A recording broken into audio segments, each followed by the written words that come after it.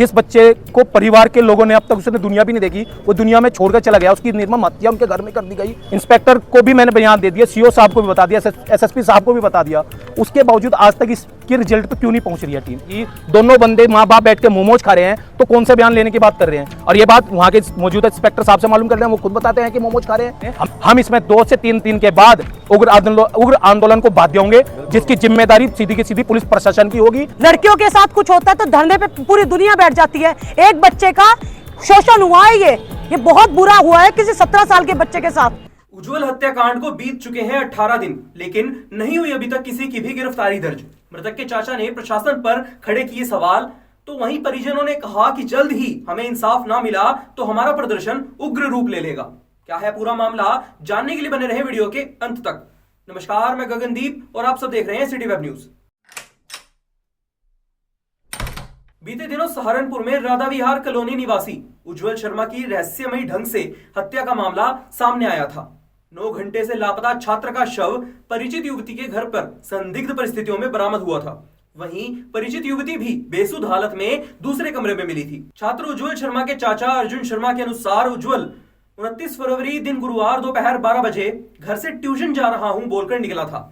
जब घर से गए हुए उज्जवल को 9 घंटे बीत गए, तब उसकी खोजबीन करते हुए दोस्तों द्वारा दी गई जानकारी के आधार पर परिचित छात्रा के घर पहुंचे थे।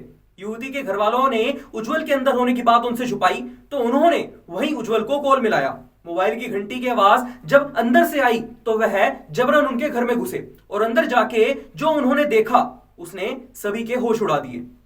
उज्जवल के चाचा का यह भी इल्जाम है कि जब वह उनके घर में पहुंचे तो एक तरफ उज्जवल का शव पड़ा हुआ था और दूसरी तरफ आरोपी चाउमीन और मोमोज की दावत उड़ा रहे थे। इंसाफ की मांग को लेकर मृतक के चाचा अर्जुन शर्मा कई सामाजिक लोगों समेत रामलीला मैदान हकीकत नगर में एकत्रित हुए।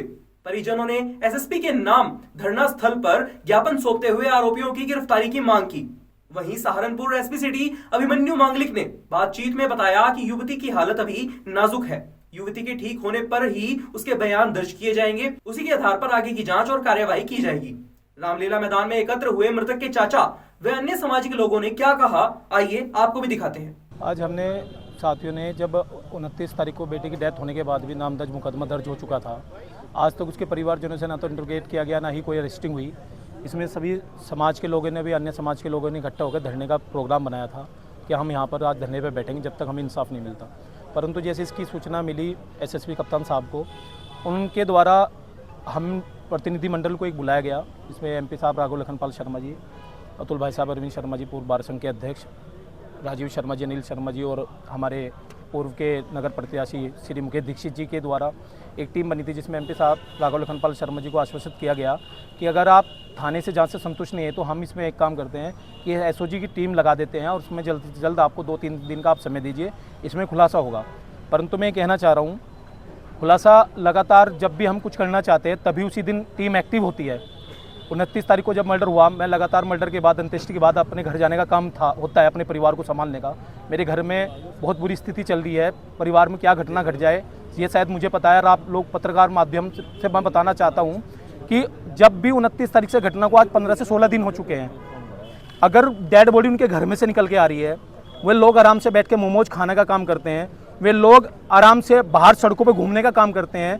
अगर 302 की मुकदमा में भी लोग इतना आसानी से, इतना आराम से घूम सकते हैं, तो मैं पूछना चाह रहा हूँ कि इसमें, इस केस में अब तक हुआ क्या है? एक 17 साल का बच्चा, जिस बच्चे को परिवार के लोगों ने अब तक उसने दुनिया भी नहीं देखी, वो दुनिया में छोड़कर चला गया, उसकी निर्मम हत्या उनके घर में कर दी गई। उनके घर से बॉडी भी बरामद होगी। पुलिस इंस्पेक्टर को भी मैंने बयान दे दिया, सीओ साहब को भी बता दिया, एसएसपी साहब को भी बता दिया। उसके बावजूद आज तक इसके रिजल्ट पे क्यों नहीं पहुंच रही है टीम? पोस्टमार्टम में इसमें पॉइजन आया है। प्राइवेट पार्ट में जो फोरेंसिक टीम ने जो वहाँ पर वीडियो कॉन्फ्रेंसिंग की गई थी, उसमें प्राइवेट पार्ट्स पे स्वेलिंग और रेडनेस थी। मैं आज भी कप्तान साहब के यहाँ रजिस्ट्री करके आया हूँ। उसकी प्राइवेट जो बॉडी है उसकी पोस्टमार्टम की, उसकी दोबारा जांच के लिए भी मैं दोबारा, समाज के लोग बैठे हैं, मैंने उसकी कॉन्फ्रेंसिंग मंगाई है।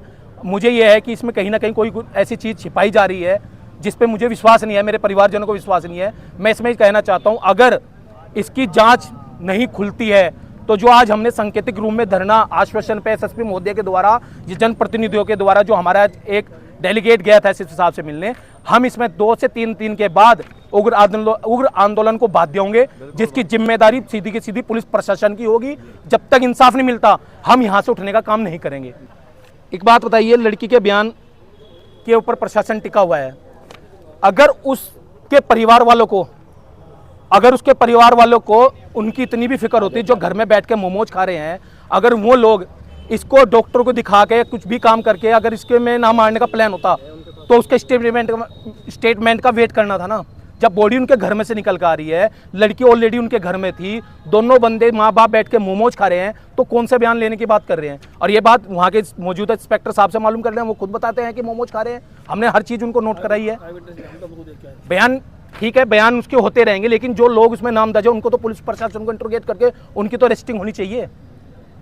गली मोहल्ले में एक झगड़ा हो जाता है, बच्चा जिसे कुछ नहीं पता, अगर मेरा झगड़ा किसी से होता है पुलिस प्रशासन पूरे परिवार को उठा लेती है। अगर जिम्मेदार व्यक्तियों द्वारा बताया जाता है कि हम इसका फैसला करा के भेज देंगे, उसकी भी चिक कटने का काम हो जाता है। मेरे 2 से 3 दिन में इतने, जब वहाँ पे समाज के लोग, साथी लोग बैठना शुरू करे, तीसरे दिन मुकदमा दर्ज होने का काम हुआ है। अगर एक बच्चे के नौजवान की हत्या को इतनी आसानी से लिया गया हुआ है, तो मेरी समझ में नहीं आ रहा कि वजह क्या है, कौन सा ऐसा दबाव है जिस वजह से प्रशासन इतना मौन बैठा हुआ है। कप्तान साहब ने आश्वासन दिया है, एसओजी की टीम लगाई है, और इंस्पेक्टर जो एसओजी है उन्होंने मुझे अपने पास बुलाया। हम सब लोग अपने जो भी हमारी स्थिति थी, जो घटनाक्रम था शुरू से लेकर हमने नोट करा दिया, और उन्होंने बोला कि 2 से 3 दिन का एसएसपी साहब ने बोला कि शायद रिजल्ट कुछ अच्छा आएगा, और उम्मीद एसएसपी साहब पे है, एसओजी टीम पर ही है। जो हमारे जो बड़े लोग हैं, जो भी ये फैसले लेंगे हम उसमें करेंगे, लेकिन अगर रिजल्ट नहीं आता तो उग्र आंदोलन होगा, जिसकी जिम्मेदारी सीधी प्रशासन की होगी। तो बच्चे का जिसका मर्डर हुआ है, उसके चाचा जो पहले दिन से इसमें जुड़े रहे हैं, स्थिति बताई कि 3 दिन बाद तो एफआईआर दर्ज हुई, नामजद एफआईआर, जिसमें 2 लड़की की माता और उसका भाई और 2 अज्ञात थे।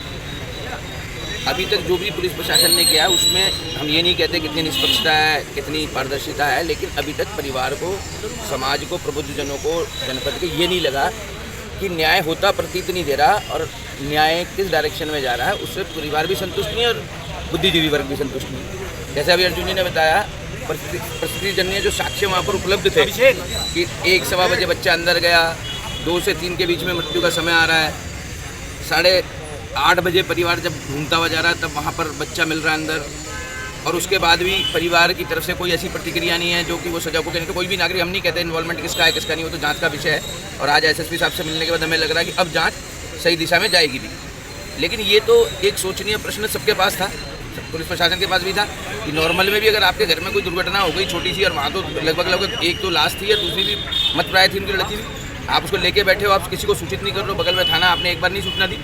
उसके बाद भी जब अर्जुन जो इनके चाचा ये पहुंचे, अपने दोस्तों के साथ पहुंचे, ये अपने बच्चे को लेके भागे देख के कि इसमें कुछ बच रहा है। उसके बाद 10:30 बजे तक भी वो अपनी बच्ची को कहीं नहीं ले जाना चाहे। वो सारे जो साक्ष्य हैं, इसका सर्कमस्टेंशियल एविडेंसेज है, आज अर्जुन जी को जैसे जो नई टीम अपॉइंट हुई है उसमें बिंदुवार सूचना दे दी गई है, और एसएसपी साहब ने आज आश्वासन दिया कि अतिशीघ्र जल्दी से जल्दी इसको उन्होंने अपनी स्पेशल टीम लगाई है, इसका खुलासा करेंगे। हम तो कार्रवाई चाहते हैं कि जल्दी से जल्दी उस चीज़ पे कार्रवाई हो। अगर किसी के घर में बॉडी मिल रही है किसी बच्चे की, तो सबसे पहले तो दोषी वो हुआ ना, उन्हें क्यों नहीं पकड़ा जाता है? मुझे ये नहीं समझ में आ रहा है। इतनी देर से 15 दिन हो गए, 20 दिन हो गए, ऐसे चलते। बच्चे तो सबके स्कूल जा रहे हैं, ट्यूशन जाते हैं, सब कुछ है, भगवान ना करे किसी और के साथ भी हो सकता है, तो हम उस चीज़ का इंतजार कर रहे हैं क्या? मुझे ये नहीं समझ में आ रहा है। लड़कियों के साथ कुछ होता है तो धरने पे पूरी दुनिया बैठ जाती है। एक बच्चे का शोषण हुआ है, ये बहुत बुरा हुआ है किसी 17 साल के बच्चे के साथ, और उसके बाद भी कोई जवाब नहीं है। इस खबर से जुड़ी अपनी राय हमें कमेंट बॉक्स में जरूर बताइएगा। फिलहाल के लिए बस इतना ही। सहारनपुर से जुड़ी हर छोटी बड़ी खबर जानने के लिए बने रहें सिटी वेब सहारनपुर पर।